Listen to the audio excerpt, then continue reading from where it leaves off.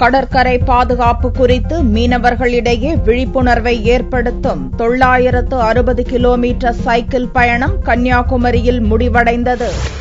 தமிழகத்தில் உள்ள 1076 கிலோமீட்டர் கடற்கரை பகுதியில் எவ்வித அசம்பாவித சம்பவங்களும் ஏற்படாத வண்ணம் மீனவர்களிடையே கடற்கரை பாதுகாப்பு குறித்த விழிப்புணர்வை ஏற்படுத்த தமிழ்நாடு காவல்துறையின் கடலோர காவல் குழுமமும் இந்திய கடலோர காவல்படையும் இணைந்து சைக்கிள் பயணம் மேற்கொண்டனர். கடந்த பிப்ரவரி 6ஆம் தேதி சென்னையில் தொடங்கிய இந்த சைக்கிள் பயணம் சனிக்கிழமை மாலை கன்னியாகுமரியில் முடிவடைந்தது. 10 நாட்கள் தொடர்ந்த இந்த சைக்கிள் பயணத்தின் போது 591 மீனவ கிராமங்களுக்கு சென்று பாதுகாப்பான முறையில் மீன்பிடிப்பது குறித்தும் கடலோர பாதுகாப்பு குறித்தும் எடுத்துரைக்கப்பட்டது. கடற்கரை பகுதி நமக்கு தமிழ்நாட்டில் 1076 கிலோமீட்டர் இருக்கு. இந்த பகுதியில் கடற்கரை பாதுகாப்பு குறித்து மீனவர்கள் மத்தியில் விழிப்புணர்ச்சி ஏற்படுத்துறது ஒரு முக்கியமான நோக்கம்.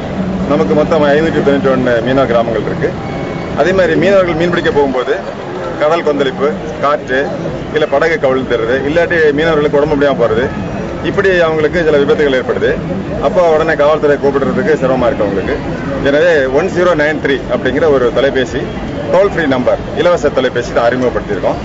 அது மீனவர்கள் மத்தியில் விழிப்புணர்ச்சி ஏற்படுத்துறதுக்கு இந்த சைக்கிள் பேரணி நம்ம நடத்திக்கிறோம். இந்த சைக்கிள் பயணத்தில் தமிழக காவல்துறையின் கடலோர காவல் குழுமத்தைச் சேர்ந்த 30 காவலர்களும் இந்திய கடலோர காவல் படையைச் சேர்ந்த 10 வீரர்களும் பங்கு பெற்றனர்.